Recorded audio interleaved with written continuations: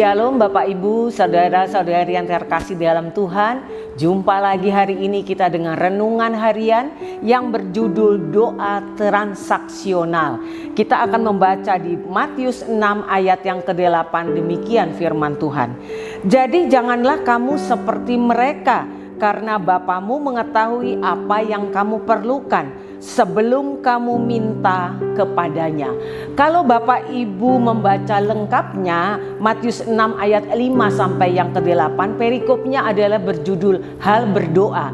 Dalam hal ini Yesus sedang menjelaskan kepada kita semua bahwa bagaimana sih berdoa itu. Yang pertama, Tuhan Yesus mengatakan bahwa jangan seperti orang munafik. Ya, berdoa mungkin di tempat-tempat ibadah supaya kelihatan orang, ya bahkan di ujung-ujung jalan, di tikungan-tikungan jalan, supaya apa? Orang banyak melihat dan mungkin orang akan berkata, wow, orang itu rohani banget gitu ya, istilah saya. Dan Tuhan Yesus katakan hal itu jangan seperti orang munafik. Terus yang kedua adalah masuk kamar, tutup pintu. Bapamu mendengar apa yang engkau katakan, dan bahkan Bapamu menjawab ketika engkau berkata-kata dengannya, bercakap-cakap dengan Tuhan di tempat yang tersembunyi. Dan yang ketiga adalah tidak usah bertele-tele. Karena Bapa sudah tahu apa yang kita butuhkan, apa yang kita perlukan. Lalu mungkin engkau berkata, nah bagaimana dengan doa syafaat? Doa syafaat itu kan panjang. Iya, doa syafaat itu bukan panjang. Kita berdoa bisa pada tepat sasaran karena kita tahu poin-poin yang akan kita doakan. Biasanya doa syafaat itu kita berdoa untuk orang lain, untuk bangsa, untuk gereja, keadaan cuaca akhir-akhir ini yang tidak sedang baik-baik saja.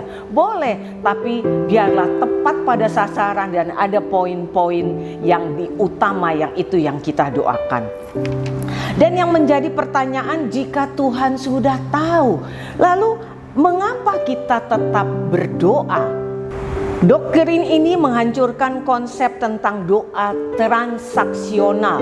Penulis mengatakan bahwa doa transaksional beranggapan bahwa suatu transaksi dengan Tuhan di mana seseorang berdoa dengan keyakinan bahwa jika kata-katanya panjang gitu dan baik, maka Tuhan wajib mendengarkan permintaannya. Itu yang dimaksud doa transaksional. Jadi transaksi antara manusia dengan Tuhan.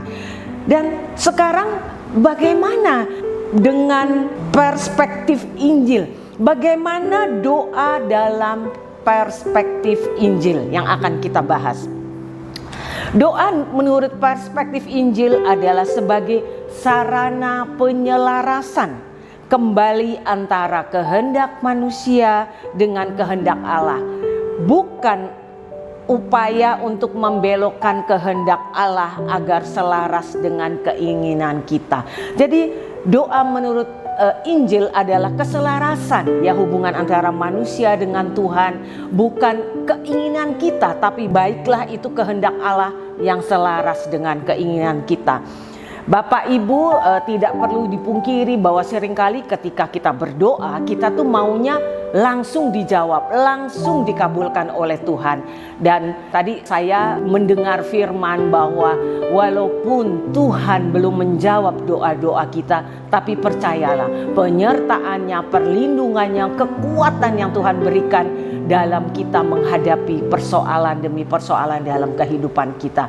Dan bersama Roh Kudus kita pasti bisa ketika Roh Kudus mengajarkan kita bagaimana berdoa yang sebenarnya. Nah, sekarang apakah yang menjadi renungan kita hari ini? Apakah kita masih beranggapan bahwa doa adalah sebuah pidato yang mengesankan pendengar atau diri kita sendiri? Atau sebenarnya doa adalah penyerahan diri di ruang tertutup? Itu yang menjadi renungan kita. Bagaimana sikap kita dengan yang dimaksud dengan doa? Nah, hari ini penulis menulis quote seperti ini.